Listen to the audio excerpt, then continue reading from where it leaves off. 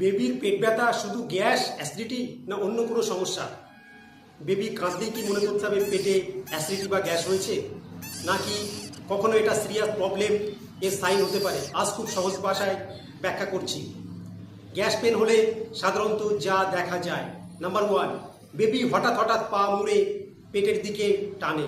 Number 2, পেট একটু ফাঁপা লাগে, যেটাকে আমরা বলি ফ্লাচুলেন্স।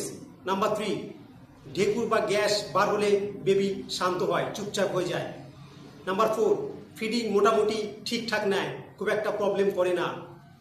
নাম্বার 5, কোলে নিলে বা বার্পিং অর্থাৎ ঢেকুর তোলালে বাচ্চা কিছুটা স্বস্তি পায়। নাম্বার 6, এটা সাধারণত সন্ধ্যায় বা রাতের দিকে বেশি হয়। এখন জানার চেষ্টা করি কোনগুলো ডেঞ্জার সাইন। শুধু গ্যাস হয়েছে, অ্যাসিডিটি হয়েছে এরকম ধারণা করে চুপচাপ বসে থাকা ঠিক নয়। নাম্বার 1, বেবি ফিড নিচ্ছে না বা বারবার ব্রেস্ট ফিড রিফিউজ করছে, প্রত্যাখ্যান করছে। নাম্বার 2, বারবার বমি হচ্ছে, যেটাকে আমরা বলি ভমিটিং, বিশেষ করে সবুজ বা জোরে প্রজেক্টাইল ভমিটিং হলে সেটা অবশ্যই ডেঞ্জার সাইন। নাম্বার 3, ফিভার বা জ্বর আছে, শুধু গ্যাসে কিন্তু জ্বর বা ফিভার হয় না। নাম্বার 4, পেট খুব ফুলে শক্ত হয়ে আছে, পেটে টাচ করলে বা স্পর্শ করলে বাচ্চা বেশি কাঁপছে।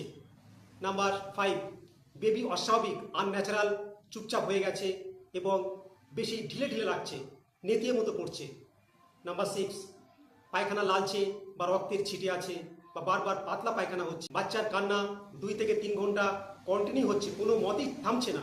এই যে পয়েন্টগুলো বললাম, এই পয়েন্টগুলো অবশ্যই ডেঞ্জার সাইন। এই পয়েন্টগুলো যদি বাচ্চার বেবি থাকে তাহলে অবশ্যই অবহেলা করা উচিত নয়। এখন প্যারেন্টসরা, বাবা মারা কি করতে পারে? ফিডিংয়ের পর বাচ্চাকে বুকে নিয়ে ঢেকুর তোলানো অবশ্যই উচিত, যেটাকে আমরা বলি burping up after each feeding. প্রতিবার দুধ খাওয়ানোর পরে বাচ্চাকে বুকে নিয়ে একটু পিঠে চাপড় দিয়ে ঢেকুর তোলাতে হবে, তাহলে পেটের মধ্যে যদি গ্যাস অ্যাসিডিটি থাকে সেটা বেরিয়ে গিয়ে বাচ্চা শান্ত হবে। ওভার ফিডিং অবশ্যই অ্যাভয়েড করুন। কোনো বাচ্চা খিদে সহ্য করতে পারে না, গ্যাপ দিয়ে অল্প অল্প করে বাচ্চাকে খাওয়ান। বেবিকে কিছুক্ষণ আপরাইট অর্থাৎ মাথা উপর বা শোল্ডার উপরের দিকে বেশ কিছুক্ষণ খাওয়ার পরে অন্তত 15 মিনিট, 20 মিনিট, আধ ঘন্টা, পারলে যদি মনে করেন যতক্ষণ আপনি কমফোর্টেবল ফিল করবেন ততক্ষণ একটু আপরাইট পজিশনে রাখুন। টাইট ডায়াপার বা ক্লথস অবশ্যই অ্যাভয়েড করুন। বাচ্চাকে কোনো পোকামাকড় কামড় দিয়েছে কিনা সারা দেহ ভালোভাবে পর্যবেক্ষণ করুন। বাচ্চা সব কান্না মানে কিন্তু অ্যাসিডিটি বা গ্যাস নয়। ডেঞ্জার সাইন থাকলে অবশ্যই অ্যাভয়েড করবেন না। চট জলদি আপনার চাইল্ড স্পেশালিস্টের কাছে নিয়ে যান।